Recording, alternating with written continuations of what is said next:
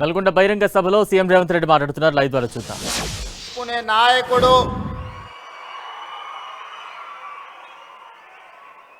కోమటిరెడ్డి వెంకటరెడ్డి గారు ఎంత పెద్ద కార్యక్రమాన్ని ఏర్పాటు చేసి నల్గొండ గడ్డ మీద నుంచి తెలంగాణ నలుమూలల 13,000 కోట్ల రూపాయలతో 6,300 కిలోమీటర్ల R&B రోడ్ల పనులను ఈనాడు శంకుస్థాపన కార్యక్రమాన్ని ఏర్పాటు చేసి ఈ కార్యక్రమంలో మాతో పాటు నల్గొండ మేయర్ బుర్రి చైతన్య శ్రీనివాసరెడ్డి గారు, నల్గొండ పార్లమెంట్ సభ్యులు యువమిత్రులు కుందూరు రఘువీరెడ్డి గారు, నా సహచర మంత్రివర్గ ఉప ముఖ్యమంత్రి గారు మిత్రులు బట్టి విక్రమార్క గారిని, సాగునీటి పారుదల శాఖ మంత్రివర్యులు మిత్రులు ఉత్తమ్ కుమార్ రెడ్డి గారిని, నల్గొండ ఇన్ఛార్జి మంత్రివర్యులు మిత్రులు అడ్లూరు లక్ష్మణ్ గారిని, శాసన మండలి చైర్పర్సన్ గుత్తా సుఖేందర్ రెడ్డి గారిని, భువనగిరి పార్లమెంట్ సభ్యులు మిత్రులు చామల కిరణ్ రెడ్డి గారిని, ప్రభుత్వ విప్ వేముల వీరేశం గారిని, మరో విప్ బీర్ల ఐలయ్య గారిని, తుంగతుర్తి శాసనసభ్యులు మందుల సామిల్ గారిని, మిర్యాలగూడ శాసనసభ్యులు లక్ష్మారెడ్డి గారిని, నాగార్జున సాగర్ శాసనసభ్యులు యువమిత్రులు కుందూరు జయవీర్ రెడ్డి గారిని, దేవరకొండ శాసనసభ్యులు మీ అందరికీ ఆప్తుడు బాలు నాయక్ గారిని, అదేవిధంగా శాసన మండలి సభ్యులు శంకర్ నాయక్ గారిని, మరో శాసన మండలి సభ్యులు నెల్లికుంట సత్యం గారిని, మరో శాసన మండలి సభ్యులు పెద్దలు కోటిరెడ్డి గారిని, అదేవిధంగా మా సోదరిమణి కోదాడ శాసనసభ్యురాలు ఉత్తమ్ పద్మావతి రెడ్డి గారిని, అదేవిధంగా కార్పొరేషన్ చైర్పర్సన్ గుత్తా అమిత్ రెడ్డి గారిని, మల్రెడ్డి రామరెడ్డి గారిని, వివిధ ప్రజాప్రతినిధులను, ప్రభుత్వ అధికారులను, వెంకన్న కుటుంబ సభ్యులైన మీరు వేలాది మంది ఇక్కడికి తరలి వచ్చి మీరు అండగా నిలబడి ప్రజాపాలనకు ఈ ప్రభుత్వానికి మీ ఆశీర్వాదం ఉన్నది. నల్గొండ జిల్లానే కాదు 4 కోట్ల తెలంగాణ ప్రజల యొక్క అభివృద్ధి సంక్షేమ కార్యక్రమాలని మీరు చేపట్టండి, మేము అండగా నిలబడతామని ఆశీర్వదించడానికి ఇచ్చేసిన మీ అందరికీ మనస్ఫూర్తిగా ధన్యవాదాలు, కృతజ్ఞతలు తెలియజేస్తున్న మిత్రులారా, ఈ సందర్భంగా ఒక అంశాన్ని నేను ప్రత్యేకంగా ప్రస్తావించదలుచుకున్నా. తెలంగాణ ఉద్యమ చరిత్ర తెలిసిన ప్రతి ఒక్కరికి ఈ అంశం తెలుసు, కానీ యువతరానికి కొంతమందికి అవగాహన ఉండొచ్చు లేదా గుర్తు చేయాల్సిన బాధ్యత నా మీద ఉన్నది. ఆనాటి తొలి తెలంగాణ ఉద్యమంలో, తెలంగాణ రాష్ట్ర సాధన పోరాటంలో మంత్రి పదవి త్యాగం చేసి మళ్ళీ తెలంగాణ రాష్ట్రం వస్తేనే బాధ్యత తీసుకుంటానని త్యాగం చేసిన కొండా లక్ష్మణ్ బాపూజీ ముందు వరుసలో ఉంటే, మళ్ళీ తెలంగాణ ఉద్యమంలో మంత్రి పదవిని రాజీనామా చేయడమే కాదు, నల్గొండ గడ్డ మీద నుంచి ఆమరణ నిరాహార దీక్ష చేసి ఆరోగ్యం దెబ్బతీసుకొని ఈనాటికి తన ఆరోగ్యాన్ని సంపూర్ణంగా కోలుకొని ఈనాడు తెలంగాణ రాష్ట్రంలోనే మళ్ళీ మంత్రి పదవి చేపట్టిన కోమటిరెడ్డి వెంకటరెడ్డి గారు ఈ నల్లగొండ జిల్లా ఆనాడు కొండా లక్ష్మణ్ బాపూజీ గారు భువనగిరి నుంచి ప్రజా ప్రాతినిధ్యం వహిస్తే ఈనాడు నల్గొండ శాసనసభ నుంచి కోమటిరెడ్డి వెంకటరెడ్డి గారు ఆ బాధ్యత నిర్వహించి తెలంగాణ ఉద్యమంలో నల్గొండ బిడ్డలు గర్వంగా తలెత్తుకునే త్యాగం చేసిన నాయకుడు కోమటిరెడ్డి వెంకటరెడ్డి గారని నేను ఈ సందర్భంగా గుర్తు చేయదలుచుకున్నా. మిత్రులారా, టిఆర్ఎస్ నాయకులు పదే పదే చెప్తుంటారు, మేము త్యాగాలు చేసినాము, త్యాగాల పునాదుల మీద మేము అధికారంలోకి వచ్చినామని. నేను అడగదలుచుకున్న వాళ్ళను, వాళ్ళకు భజన చేసే వాళ్ళను, త్యాగం అంటే రాజీనామాలు చేయడం, ఎలక్షన్ తేవడం, కలెక్షన్ చేసుకోవడం, అదేనా మీ త్యాగం అని నేను అడుగుతున్నా. మరి ఒకవేళ త్యాగమే అదైతే 69 తొలి తెలంగాణ ఉద్యమంలో మంత్రి పదవిని త్యజించి చనిపోయే వరకు తిరిగి బాధ్యత చేపట్టని కొండా లక్ష్మణ్ బాపూజీ గారు చేసిన త్యాగాన్ని త్యాగమనాలా, ఏమనాలో మీరు చెప్పండి. మలి ఉద్యమంలో కోమటిరెడ్డి వెంకటరెడ్డి గారు రాజీనామా చేసి తిరిగి తెలంగాణ రాష్ట్రంలోనే మంత్రి పదవి తీసుకున్నాడు కదా, మరి దీన్నేమనాలి? మీరు ఎలక్షన్ కలెక్షన్ సెలక్షన్ మీద తిరుగుతుంటే పదవి త్యాగం చేసి తెలంగాణ రాష్ట్రంలోనే మీరు అండగా నిలబడ్డప్పుడే మంత్రి పదవి చేపట్టిన ఎంకన్న త్యాగాన్ని ఏమనాలి అని నేను అడుగుతున్నా. 100 రూపాయలు పెట్టి పెట్రోల్ తీసుకున్న మీరు 10 పైసల అగ్గిపెట్టె తెచ్చుకొని అగ్గిపెట్టె రావుదే త్యాగమైతే నిటారుగా నిలబడి తెలంగాణ కోసం ఆత్మ బలిదానం చేసుకున్న శ్రీకాంతాచారి త్యాగాన్ని ఏమనాలి?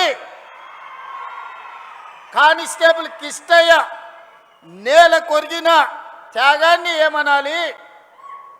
ఉస్మానియా యూనివర్సిటీ గేట్లని తన్ని వీర మరణం పొందిన యాదయ్య త్యాగాన్ని ఏమనాలి? ఒక ఈశాన్ రెడ్డి, ఒక వేణుగోపాల్ రెడ్డి త్యాగాన్ని ఏమనాలి? 100 రూపాయల పెట్రోల్ మీద చల్లుకొని 10 పైసలు అగ్గిపెట్టె తెచ్చుకొని అగ్గిపెట్టె రావు, నువ్వు 10 ఏళ్ళు మంత్రిగా ఉంటావు, ఆర్థిక మంత్రిగా ఉంటావు, సాగునీటి పారుదల శాఖ మంత్రిగా ఉంటావు, వేల కోట్ల రూపాయలు నువ్వు దోసుకుంటావు. ఉద్యమం ముసుగులో ఫామ్ హౌస్లో ఉన్న వాళ్ళు అధికారాన్ని చెలాయించి 69,000 కోట్ల రూపాయల అప్పులో ఉన్న తెలంగాణను 8,11,000 కోట్ల రూపాయల అప్పుల ఊపిలో ముంచి ఈ తెలంగాణను శాశ్వతంగా 10 ఏళ్లలోనే 100 ఏళ్లకు సరిపోయే విధ్వంసం చేసిన మిమ్మల్ని ఏమనాలి? మీ త్యాగాలను ఈరోజు తెలంగాణ ప్రజలు ఇంకా భరించాలనా? మీ దోపిడీని తెలంగాణ ప్రజలు ఇంకా సహించాలనా అని నేను అడుగుతున్నా. నేను అడగదలుచుకున్న ఈ వేదిక మీద నుంచి నిన్న మొన్న చూస్తున్నా, ఇద్దరు తొడేళ్లలాక తెలంగాణ మీద పడి తిరుగుతున్నారు. బావమరుదులు ప్రజలందరూ కోరుకుంటున్నారు, మా ప్రభుత్వం రావాలి అని చెప్తున్నారు. ప్రజలు ఎవరు కోరుకుంటలేరు, మీ కుటుంబం కోరుకుంటుంది. మీ దోపిడీ దొంగతనాలలో మీకు అండగా నిలబడ్డ వాళ్ళు కోరుకుంటున్నారు. ఇవాళ ప్రజాపాలన వచ్చి ప్రజలలో చైతన్యం వచ్చి ప్రజలు సంక్షేమ అభివృద్ధి పథకాలను ఈరోజు అనుభవిస్తుంటే వాటిని చూసి అసూయపడుతున్న వాళ్ళు ఎవరైనా మిమ్మల్ని కోరుకుంటున్నారేమో కానీ ఈ తెలంగాణ సమాజం మిమ్మల్ని, మీ కుటుంబాన్ని శాశ్వతంగా సామాజిక బహిష్కరణ చేపట్టినరు. ఇంకా భవిష్యత్తులో మీకు పదవి అనేదే ఉండదు.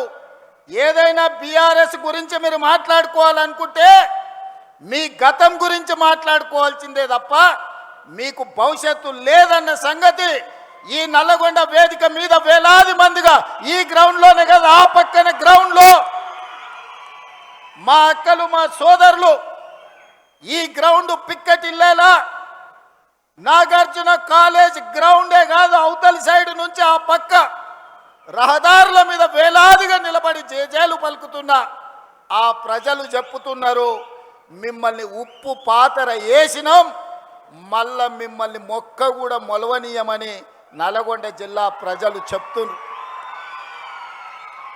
నేను నడుచుకుంటూ వస్తున్నప్పుడు కొంతమంది యువకులు వచ్చి, అన్నా తులసి వనంలో గంజాయి మొక్కలాగా గా సూర్యాపేటలో ఒకడు జానెడోడు మిగిలిండు, ఆ జానెడును కూడా మళ్ళా మొలవనీయం,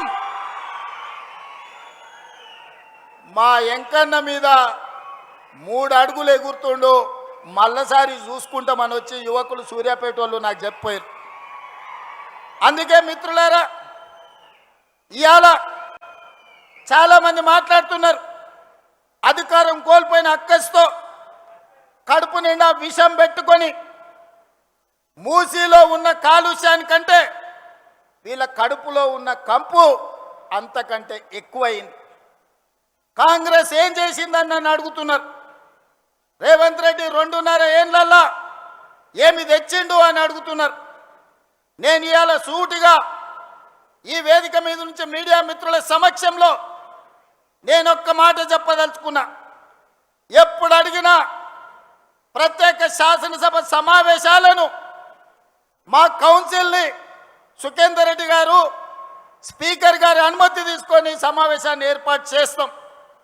10 సంవత్సరాల బీఆర్ఎస్ పాలన, 12 సంవత్సరాల బీజేపీ పాలన, 2.5 సంవత్సరాల మా పాలన, మీ 2014-2018 ఎన్నికల మేనిఫెస్టో, బీజేపీ 14-19-24 ఎన్నికల మేనిఫెస్టో మీద ప్రత్యేక సమావేశాలలో చర్చ చేద్దాం.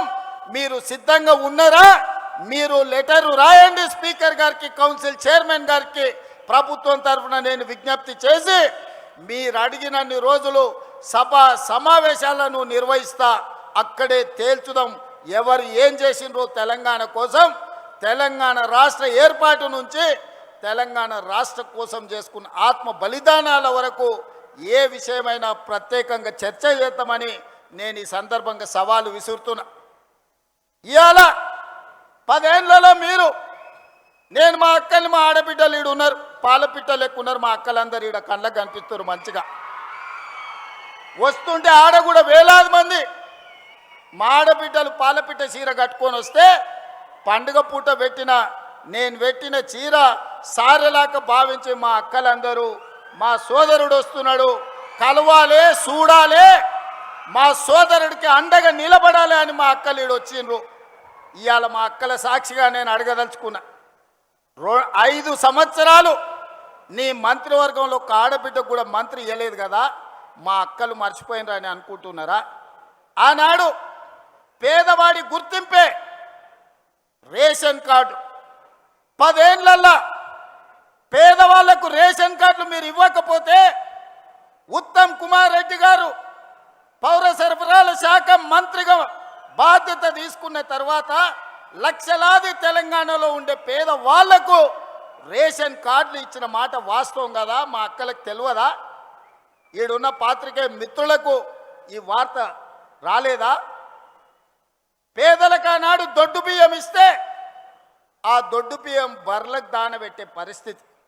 ఎప్పుడన్నా సంటి పిల్లలకు బుక్కెడు బువ్వ మా అక్కలు వండి పెట్టారు ఆ దొడ్డు బియ్యం అని నేను అడుగుతున్నా.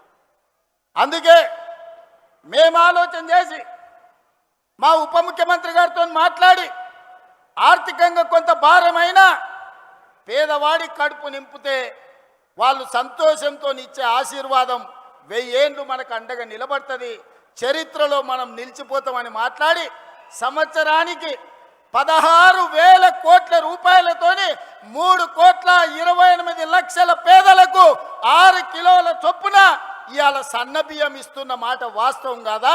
మా అక్కలు ఇక్కడ ఉన్నారు కదా, వాళ్ళు వండి సంటి పిల్లలకు బుక్కెడు పువ్వ సన్న బియ్యం పెడుతున్న మాట వాస్తవం కాదా? ఇవాళ ఫామ్ హౌస్లో వండుకున్న కేసీఆర్ ఏ సన్న బియ్యం తింటుండో, జన్వాడలో ఉన్న ఆయన కొడుకు ఏ సన్న బియ్యం తింటుండో, మా తండాలలో గూడాలలో ఉన్న మా దళితులు, మా ఆదివాసీలు, మా లంబాడి సోదరులు ఆ సన్న బియ్యంతో ఇవాళ బుక్కెడు బువ్వ తింటురు కదా. ఒకవేళ ఏదైనా వాళ్ళ తండ్రి కొడుకులకు అనుమానం ఉంటే మా శంకర్ నాయక్ ఈయనే ఉన్నాడు చెప్తా, ఓ తండాల పోయి ఏదన్నా గుడిసెల వాళ్ళ మా లంబాడి సోదరుల దగ్గర బువ్వ తిని వస్తే తెలుస్తుంది సన్నబియ్యం. ఇదేనా? రేషన్ కార్డే కాదు, సన్నబియ్యమే కాదు, పేదవాడి ఆత్మ గౌరవమే ఇందిరమ్మ ఇల్లు. ఈనాడు 4.5 లక్షల ఇందిరమ్మ ఇల్లు పేదవాళ్ళకిచ్చి ప్రతి నియోజకవర్గంలో 3,500 ఇల్లు వచ్చిన వాడికి 5 లక్షల రూపాయలు ఉచితంగా ఇస్తే ఈనాడు పేదలు ఇల్లు కట్టుకుంటుంటే మీ కళ్ళు గుట్టి ఈరోజు మీ కడుపంతా మసిమసి అవుతుంది.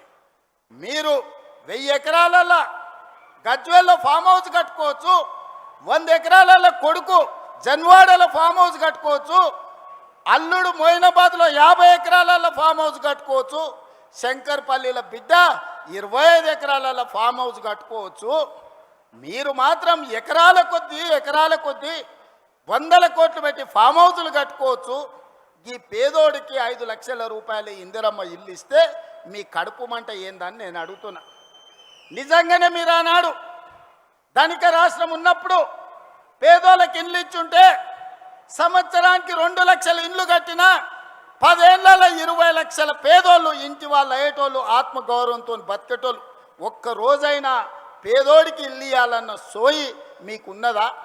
మీ భవంతులు, మీ బంగళాలు, మీ గడీలు, మీ ఫామ్ హౌజుల గురించే మీరు కలలు కన్నారు తప్ప పేదోడి కలల సాకారం ఇందిరమ్మ ఇల్లు ఇవ్వాలని ఎన్నడన్నా తండ్రి కొడుకు అల్లుడికి ఆలోచన వచ్చిందా? ఆ పేదవాడి ఇంట్లో రైతులకు 24 గంటల ఉచిత కరెంట్ ఇస్తే భూమి ఉన్నోళ్ళకే లాభం. మరి భూమి లేని నిరుపేదలు మున్సిపాలిటీలలో, పట్టణాలలో, హైదరాబాదు నగరంలో జీవించే పేదలకు ఏం ప్రయోజనమని పాదయాత్రలో అడిగితే 200 యూనిట్లు ఉచితంగా ఇవ్వాల. పేదోళ్ళ ఇళ్ళల్లో కరెంటు వెలుగుతలేదా? వాళ్ళ కళ్ళల్లో ఆనందం మీకు కనిపిస్తలేదా అని నేను అడుగుతున్నా. వంట వండడానికి 500 రూపాయలకే ఈరోజు సిలిండర్ ఇస్తుంటే మా అక్కలు సంతోషపడతలేరా అని నేను అడుగుతున్నా. అదే కాదు, రైతులకు రైతు రుణమాఫీ, రైతు భరోసా, రైతు పెట్టుబడి సహాయము, ఈరోజు రైతులకు ఇచ్చిన బోనసులు లెక్క కడితే 1,56,000 కోట్లు ఈ 30 నెలల రైతుల కోసం ఖర్చు పెట్టిన ప్రభుత్వం మా ప్రభుత్వం. వ్యవసాయం దండుగా కాదు, వ్యవసాయాన్ని పండుగ చేస్తాం, రైతుల కళ్ళల్లో ఆనందం చూస్తాం. ఇంతకుముందే మిత్రులు ఉత్తమ్ కుమార్ రెడ్డి గారు చెప్పారు, దేశంలోనే తెలంగాణ నెంబరు వరి ధాన్యం పండిస్తే అందులో నల్గొండ మొదటి స్థానంలో ఉందని ఇప్పుడే మా సోదరుడు చెప్పిండు. ఇది మా నిబద్ధత, ఇది మా రికార్డ్. ఈనాడు రైతుల కోసం మేము చెయ్యంది ఏమైనా ఉందా?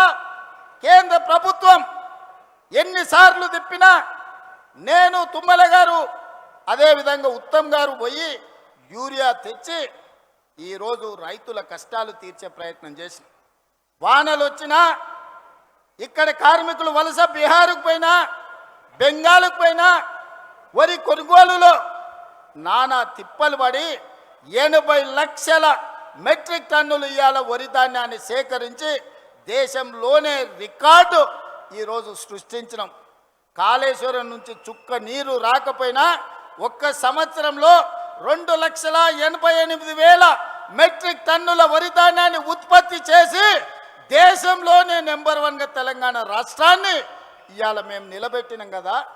మరి కాళేశ్వరం కట్టి 1,00,000 కోట్లు ఖర్చు పెడితే 3 ఏళ్లలోనే కట్టుడు కూలుడు 1,00,000 కోట్లు గోదావరిలో కొట్టుకుపోవుడు అయిపోయింది. అది ఇవాళ కాళేశ్వరం కాదు, కూలేశ్వరం అయిపోయింది. ఆ ఎల్ల గొప్పలు చెప్పుకున్నారు. హరీష్ రావు కాదు ఆయన పేరు, కాళేశ్వరరావు అని ఆనాటి గవర్నర్ మోసం చేసి ఆయన కళ్ళకు గంతలు కట్టి హరీష్ రావు మరి కాళేశ్వరరావు అని పిలిపించుకున్నాడు. మళ్ళీ కూలిపోతే అటు దిక్కు మళ్ళీ చూస్తలేరు. అందుకే మిత్రులారా, ఇవాళ ఇదే కాదు, విద్యాశాఖ గవర్నమెంట్ బడికి, గవర్నమెంట్ దవాఖానకు పోవాలంటే ఆనాడు పేదలు భయపడేటోళ్ళు, పిల్లలకు చదువు రాదని, పేదోళ్ళ ప్రాణం సర్కారు దవాఖానకు పోతే నిలబడదని. ఇవాళ అదే పాఠశాలల్లో నర్సరీ, ఎల్కేజీ, యూకేజీ నుంచి 12th క్లాస్ వరకు పాఠశాలల పునరుద్ధరణే కాదు, బ్రేక్ఫాస్ట్, లంచ్, ఈవినింగ్ స్నాక్స్ వరకు పేదవాడి కడుపు నింపాలి, వాళ్ళ కళ్ళల్లో ఆనందం చూడాలి, వాళ్ళు చదువుకొని అంబేద్కర్లా ఈ రాష్ట్రాన్ని దేశాన్ని ఏలాలి. తెలంగాణ గురుకులాల నుంచి వందలాది మంది అంబేద్కర్లను సృష్టించాలి అని ఈనాడు ముక్కబోని ధైర్యంతో మా ప్రభుత్వం చేస్తున్న ప్రయత్నం వాళ్ళకి కనిపిస్తలేదా? వాళ్ళంటే దొరలు గడీలు ఉన్నాయి, వాళ్ళ దగ్గర దోసుకున్న వేల కోట్లు ఉన్నాయి. వాళ్ళ పిల్లలు అమెరికాకో లండన్కో పోయి చదువుకుంటారు. మరి పేదోడు లంబాడి తాండాలలో ఉన్న మా లంబాడి సోదరులు కానీ, దళితులు కానీ, గిరిజనులు కానీ, ఆదివాసీలు కానీ, ఉన్నత వర్గాలలో ఉన్న పేదోళ్ళ పిల్లలు ఏడికి పోయి చదువుకోవాలి. అందుకే ఈనాడు ఆరుట్ల మీరు చూసిండ్రు, ఆరుట్ల స్కూల్ ప్రారంభోత్సవానికి నేను పోయే వరకు నాకు కూడా అంత నమ్మకం లేకుండే. అక్కడ చూసిన తర్వాత సంపూర్ణమైన విశ్వాసం వచ్చింది. మా ప్రభుత్వ ఉపాధ్యాయులు నా తలెత్తుకునే విధంగా ఈరోజు గర్వంతో మనం దేశం ముందు నిలబడే విధంగా మా ప్రభుత్వ ఉపాధ్యాయులు పనిచేస్తున్నారు. అందుకే ఈనాడు విద్య విషయంలో కావచ్చు, వైద్య విషయంలో కావచ్చు, సంక్షేమ విషయంలో కావచ్చు, అభివృద్ధి విషయంలో కావచ్చు, 40 ఏళ్ల నుంచి రావణ కాష్టంలా వెలుగుతున్న ఎస్సీ ఉపకులాల వర్గీకరణను శాశ్వతంగా పరిష్కరించింది మేము కాదా? 100 ఏళ్ల నుంచి కులగణ జనగణనలో కులగణన చెయ్యాలి, గొర్రెలకు బర్రెలకు లెక్క ఉంది కానీ మా బలహీన వర్గాల లెక్క లేదని మా కైలాష్ నేత లాంటి సోదరులు అడుగుతుంటే ఈరోజు జనగణనలో కులగణన చేసి దేశానికే ఆదర్శంగా నిలబడ్డాం కదా. కేంద్ర ప్రభుత్వం మీద కూడా ఇవాళ ఒత్తిడి తీసుకొచ్చినాం కదా. ఇవన్నీ మేము సాధించిన విజయాలు కాదా? 2.5 సంవత్సరాలలో 30 నెలల్లో 70,000 ప్రభుత్వ ఉద్యోగాలు ఇచ్చిన ఏ ప్రభుత్వం ఉన్నా ఈ దేశంలో నేను సూటిగా సవాలు విసురుతున్నా. శాఖల వారీగా లెక్కలు చెప్తా, అసెంబ్లీకి రాండి. 30 నెలల్లో 70,000 ప్రభుత్వ ఉద్యోగాలు ఇచ్చి నిరుద్యోగుల ఆత్మగౌరవాన్ని నిలబెట్టిన ప్రభుత్వం మాది కాదా? ఇవాళ అందుకోసం ఈ ప్రభుత్వం పోవాలనా? ప్రజాపాలన పోవాలనంట, పాపాల భైరవుడు రావాలనంట. ప్రజాపాలన ఎందుకు పోవాలి? రేషన్ కార్డులు ఇచ్చినందుకు పోవాలనా? సన్నబియ్యం ఇచ్చినందుకు పోవాలనా? ఇందిరమ్మ ఇల్లు ఇచ్చినందుకు పోవాలనా? ఉచిత కరెంట్ ఇచ్చినందుకు పోవాలనా? లేకపోతే మీ ఫీజు రియంబర్స్మెంట్ చేసినందుకు పోవాలనా? 21,000 కోట్ల రూపాయల రైతు రుణమాఫీ చేసినందుకు పోవాలనా? ఎకరాకు 6,000 లెక్కన 27,000 కోట్లు ఇప్పటికీ రైతు భరోసాలు ఇచ్చినందుకు ప్రజాపాలన పోవాలనా? నర్సరీ నుంచి 12వ తరగతి వరకు నాస్టతో పాటు లంచ్ పెట్టి పిల్లల చదువులను బాగు చేసినందుకు పోవాలనా? స్కిల్ యూనివర్సిటీ తెచ్చినందుకు పోవాలనా? ఏటీసీలు అడ్వాన్స్ టెక్నాలజీ సెంటర్లు తెచ్చినందుకు ప్రజాపాలన పోవాలనా? పాలిటెక్నిక్లను పునరుద్ధరించినందుకు ప్రజాపాలన పోవాలనా? దేనికోసం ప్రజాపాలన పోవాలని నేను అడుగుతున్నా. నువ్వు వదిలేసిన ఎస్ఎల్బిసి ఈ నల్గొండ జిల్లా ఫ్లోరైడ్ బాధితులు కాళ్ళొంకర, చేతులొంకర, నడువంకర దశాబ్దాల కొద్దీ ఫ్లోరైడ్ పీడిస్తుంటే ఆనాడు కోమటిరెడ్డి వెంకన్న జానారెడ్డి గారు ఎస్ఎల్బిసి రాజశేఖర రెడ్డి గారిని ఒప్పించి పనులు ప్రారంభిస్తే 34 కిలోమీటర్లు పూర్తి చేసి 10 కిలోమీటర్లు నీకు అప్పచెప్తే 10 ఏళ్ళు పడావు పెట్టిన దుర్మార్గుడా. నువ్వు పడావు పెట్టిన ఎస్ఎల్బిసిని మేము పూర్తి చేసి 3,60,000 ఎకరాలు నల్లగొండకు తాగునీరు సాగునీరు ఇస్తున్నందుకు ఈరోజు మేము పోవాలేనా? దేనికి పోవాలి? మూసి కాలుష్యం. మా అక్కలీడు, మా ఐలే ఆడున్నాడు, మా కుంభమణిలు ఈయనే ఉన్నాడు. నా జన్మదినం అంటే హైదరాబాద్లో ఉండకుండా భువనగిరికి వచ్చి పాదయాత్ర చేసిన లక్ష్మీ నరసింహస్వామిని దర్శనం చేసుకొని భువనగిరి మూసి ఎంబడి చేసిన. ఆ మురికి గురించి ఇంకా నేను చెప్పుడు కంటే మా అక్కలు చెప్పారు. ఒక అక్క వచ్చి నాతో మాట్లాడింది, అయ్యా నిన్న మొన్ననే నా దగ్గరకు వచ్చి పలకరించి మాట్లాడితే ఎంతమంది పిల్లలు అడిగిన, 2 పిల్లలు, పెద్దోడు ఉన్నాడా, కొడుకు చిన్నామె బిడ్డ అని. ఏం చేస్తున్నారంటే నిన్న మొన్ననే కొడుకు పెళ్లి చేసిన వాడిని పట్నం తోలినా అన్నది. ఎందుకక్క పట్నం ఎందుకు తోలినామంటే, అయ్యా పెళ్ళైన పిల్లలు ఈడు ఉంటే ఈడ ఉండే నీళ్లు తాగినా ఈడ వండిన పంటలు తింటే వాళ్ళ కడుపులో పుట్టబోయే బిడ్డ కన్నొంకర్ను కాలొంకర్ను పోతుంది. ఈ మూసి కాలుష్యము మా పట్ల కర్కశంగా రాక్షసంగా ఉన్నది. వాసన చూస్తున్నావు కదయ్యా, నాకు ఇష్టం లేకపోయినా నా కొడుకుని పట్నంలో కూలినాలు చేసుకోమని పంపించిన అని చెప్పింది.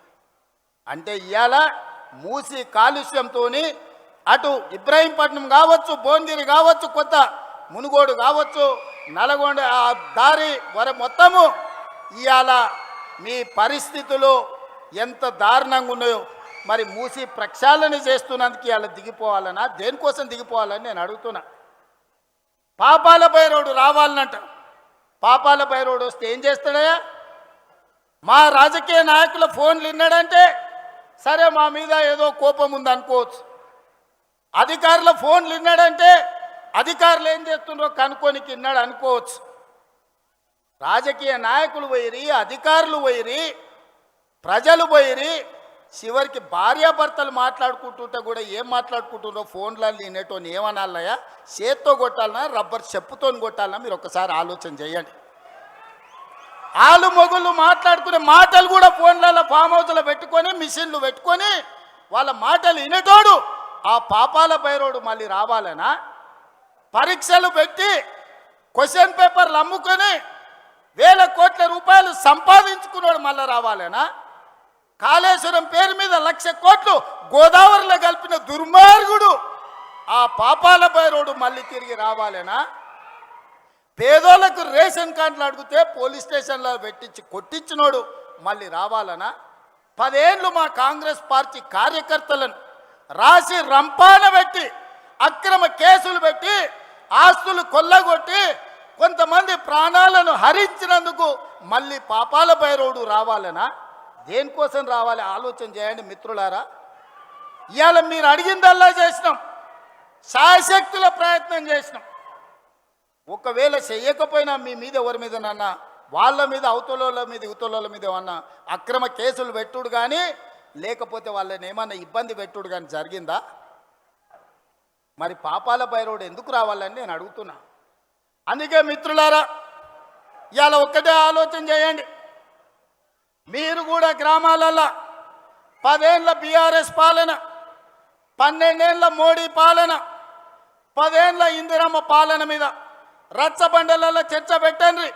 తాటి చెట్టు కాడ కళ్ళు తాగేటప్పుడు చర్చ పెట్టండి, బార్ షాప్ కాడ పెట్టండి, బీర్ షాప్ కాడ పెట్టండి, పెళ్లి కాడ పెట్టండి, సావు కాడ పెట్టండి, సర్పంచుల సంఘం కాడ పెట్టండి, లేకపోతే అసెంబ్లీలో పెట్టండి. చర్చ చేద్దాం. మనం చేసిన పనులు చెప్పుకోకపోవడం వల్ల ఈరోజు ఆ దుర్మార్గులు బామార్తులు బిల్లా రంగాలు ఊరూరు తిరిగి అబద్ధాలు చెప్తున్నారు. వాళ్ళకి దేవుడు శాపం పెట్టిండు, నిజం మాట్లాడితే మీ తల 1000 ముక్కలై సస్తరని. ఒక్క మాట కూడా నిజం మాట్లాడు. మొత్తం కుటుంబం అంటారా నాయన. ఫామ్ హౌస్లో వండుకున్న శుక్రాచార్యుడు కావచ్చు, ఊరి మీద తిరిగే మారీచుడు కావచ్చు, లేకపోతే సుబావుడు కావచ్చు, ఎవడన్నా నిజం మాట్లాడతారా? మా లక్ష్మణ్ 687 కోట్ల రూపాయలు టెండర్లు పిలిస్తే 3,000 కోట్ల అవినీతి జరిగిందంట. మూతి మీద పెట్టి కొడతా రా సవాల్ చేస్తున్నాను మా లక్ష్మణ్ అన్నాడు. ఇక మళ్ళా రాలే. సింగరేణిలో టెండరే కాలేదు, తారీఖే రాలేదు, మొత్తం సింగరేణి కొల్లగొట్టిరని నోరు తెరిచిన అబద్ధం. నోరు తెరిస్తే అబద్ధాలు చెప్పి 100 అబద్ధాలు ఒకటే అబద్ధాన్ని 100 సార్లు చెప్తే నమ్మకపోతారా అని అనుకుంటారు. కానీ మీ జాతకం మీ మొత్తం నరాన తెలంగాణ ప్రజలకు తెలుసు.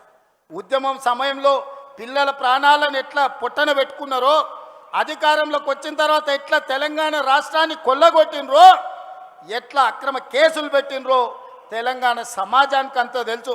మీరు ఎన్ని అబద్ధాలు చెప్పినా, మీరు ఎన్ని నాటకాలు వేసినా మిమ్మల్ని తెలంగాణ సమాజం నమ్మదు, క్షమించదు. అందుకే మిత్రులారా ఇవాళ మా ఎంకన్న చాలా విషయాలు ప్రస్తావించాం. నల్లగొండను ప్రత్యేకంగా చూడమన్నాడు. తప్పకుండా అదేవిధంగా మా పార్లమెంట్ సభ్యుడు నాకు అత్యంత సన్నిహితుడు రఘువీర్ గారు కూడా కొన్ని అంశాలను ప్రస్తావించడం జరిగింది. వాటన్నిటిని తప్పకుండా మా అధికారులకు ఆదేశాలు ఇచ్చి ఆ పనులను ఏ విధంగా ముందుకు తీసుకెళ్లాలనో 100% ప్రయత్నం చేస్తాం. కానీ చివరిగా మీకు ఒక్క మాట ఇవ్వదలుచుకున్నా. మళ్ళొచ్చే ఎన్నికల లోపల ఎస్ఎల్బిని పూర్తి చేసి కృష్ణానది జలాలను నల్లగొండ నేల మీద పారిస్తా, మీ పంటలు పండించే విధంగా 100% ఎస్ఎల్బిసిని పూర్తి చేయడమే కాదు, డిండి ప్రాజెక్టును పూర్తి చేయడానికి సంపూర్ణంగా నేను సహకారం అందిస్తా. నా జీవిత లక్ష్యం ఒక్కటే, మూసీ నది ప్రక్షాళన. మోడీ సబర్మతి కాదు, ఢిల్లీ యమునా కాదు, యోగి గంగా నది కాదు. ఈ దేశానికి ఎవడు వచ్చినా మూసీ నది ప్రక్షాళన చూడడానికి రావాలి. దేశానికి తలమానికంగా మూసీ నది ప్రక్షాళన చేస్తా.